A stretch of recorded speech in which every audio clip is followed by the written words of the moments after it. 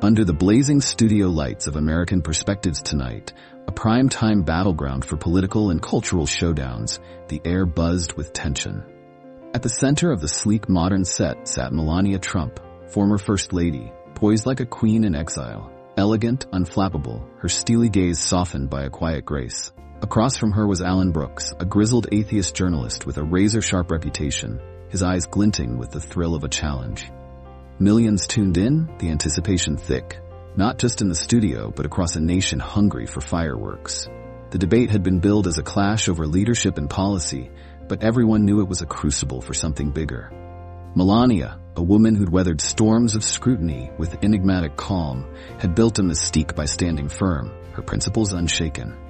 Alan, meanwhile, was a predator of platitudes, infamous for cornering guests until their arguments unraveled. For the first 20 minutes, it was a familiar dance: economic policies, government overreach, social divides.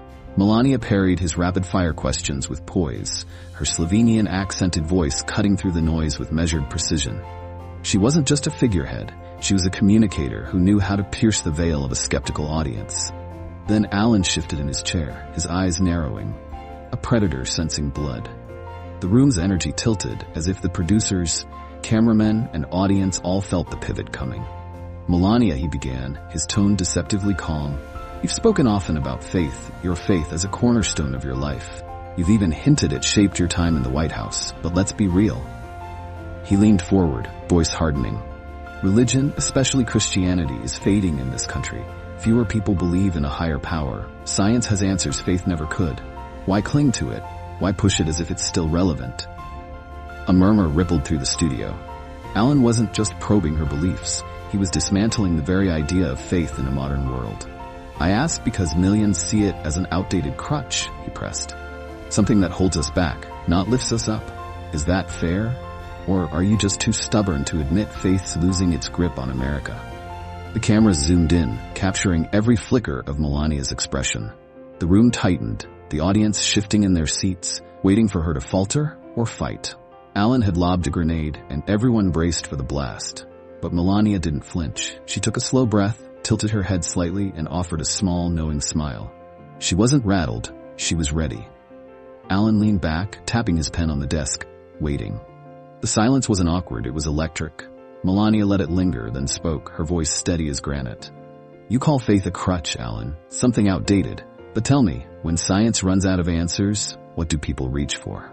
Alan's lips twitched, but he held his tongue. She pressed on, her tone unwavering. It's easy to dismiss faith when life is perfect, when your world is safe, your family whole, your future clear. But when the ground vanishes beneath you, when your child lies dying, when you're staring into an abyss and the experts shrug, what then? The room fell silent, even the restless crew frozen. Alan tugged at his tie, eyes locked on hers. People turn to faith because they're desperate. He countered. That doesn't make it true. It makes it a comfort. Melania nodded as if she'd anticipated this. Comfort isn't weakness, it's human. But faith is more. It's resilience. It's hope. It's believing there's meaning, even when darkness swallows everything else. You can call that naive, but it's what's carried people through suffering for centuries. Alan exhaled sharply, shifting again. So you're saying faith is survival? No, she replied, her voice cutting deeper. I'm saying faith is what makes survival matter. He smirked faintly, shaking his head. You're good, Melania, but let's talk facts. He gestured with a hand, resetting the stage. Religion's track record, wars, oppression, corruption. You defend faith like it's only ever been noble. Her expression didn't waver. People have twisted faith into terrible things, I won't deny it. But faith has also sparked the greatest acts of good. Abolition, civil rights, hospitals, schools, charities, built by people who felt called to serve. You can't erase that because of the shadows. Alan studied her, silent for once. Melania leaned in slightly, her voice softening. But if you want to know why faith matters to me, not as a symbol, not as politics, it's because of a woman I met years ago. Her name was Anna. Alan's brow furrowed. The audience leaned closer, caught not by drama, but by the raw pull of her words. Melania's hands rested lightly on the table, her gaze distant yet piercing. It was 2006, before the spotlight, before everything. I was in New York, modeling, building a life far from home. I met Anna at a small charity event. Nothing grand, just a quiet evening for immigrants like me. She was 68, a seamstress from Croatia, tiny, unassuming, but when she spoke, you felt her. Alan listened, his notes forgotten. She'd lost everything, Melania continued. Her husband in the Yugoslav wars, her son to a landmine, her village burned to ash. She came to America with nothing, no family, no money, just scars. Yet there she was, serving tea, smiling, asking about my day. Her voice caught just for a heartbeat. I asked her how. How do you endure that and still stand? The studio was a tomb, no rustling, no whispers, just her words. She looked at me and said, "Faith isn't about what you see, it's about what keeps you breathing when there's nothing left to see." She told me every morning she thanked God, not for sparing her pain, but for giving her another dawn. She believed there was purpose, even in the ruins. Melania exhaled, her eyes meeting Alan's, not as a foe but as a mirror. I was young, ambitious, chasing a dream. I thought strength was power, success. Anna showed me it was something else, something to take away. Alan blinked, his mouth parting, then closing. Before he could rally, Melania struck the final chord. She died a year later, cancer, but at her funeral I saw something I'll never forget. Dozens came. Strangers she'd fed, clothed, comforted. People she'd lifted with her quiet faith. One man, a widower, told me, "Anna saved me when I wanted to give up." That's not a crutch, Alan. That's a force. The silence was deafening. Alan cleared his throat, softer now. That's powerful. But it's still just a story. Anna found her way. Does that make faith universal? Melania tilted her head. It's not about forcing faith on anyone. It's about what people carry through the fire. Listen, and you'll hear Anna's story 1,000,000 times over. Alan rubbed his nose, grappling. Faith isn't measurable, it's emotion, not evidence. Yet people wield it to shape lives. Everyone's lives. What about hope? She countered, her voice like a blade of light. You can't measure hope either. You can't prove it under a microscope. Yet it's why people rise from ashes, fight impossible odds. Would you tell a mother who lost her home that her hope's irrational? That it's not real because it's unseen?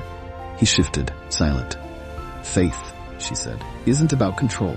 It's about meaning when logic fails. Call it irrational, but when someone's world collapses and they still stand, that's not nothing. Alan tapped his desk, his edge dulled. The host jumped in. Alan, your response? He opened his mouth, hesitated, then glanced at the audience. So still, so rapt. I need to process that, he said, voice stripped of its usual bite. A murmur broke the spell. Not the clash they'd craved, but something rarer, vulnerability. The debate ended minutes later. The applause tentative, unsettled. People didn't leave with sound bites, they left with something heavier. Alan nodded curtly to Melania, removed his mic, and strode off, his mind clearly churning. Melania lingered, feeling the whispers, the glances. Her phone erupted. Messages, calls, notifications. Social media ignited. Clips raced across the internet, but it wasn't just her bass buzzing. I'm not religious, but she hit something deep, one post read. No preaching, just truth. I'm shook, said another. Critics snarled, but the tide was different. People weren't arguing, they were listening. Headlines screamed, Melania Trump stuns journalists silent. A debate that broke the mold. Even late-night hosts paused their snark for real talk. Alan stayed quiet until 8:37 the next morning. One post, 30 years in journalism. Last night, I left with more questions than answers. The internet erupted again. Days later, the ripple became a wave. A comedian quipped, I don't buy God, but Melania made me want to. A scientist tweeted, faith and reason aren't oil and water. She proved it. Emails flooded Melania's inbox, not just fans but seeker. One from a woman named Elena stopped her cold. I ditched faith after my brother died. Last night I sobbed, not for God, but for missing something bigger. Thank you. Melania read it thrice, her polished exterior cracking just a little. She'd fought political wars, faced global scorn, but this was raw. Stories trickled in, of grandmothers, neighbors, strangers who'd whispered faith into despair. This wasn't about winning, it was about awakening. Weeks later, the noise softened, but the echo didn't fade. It wasn't a news cycle blip, it was a spark. Melania hadn't aimed to convert, she'd shared Anna. And sometimes, a story is enough. If it stirs you, don't let it die here. Ask, search, listen. The answers might not come from triumph, but from the quiet conversations you never saw coming.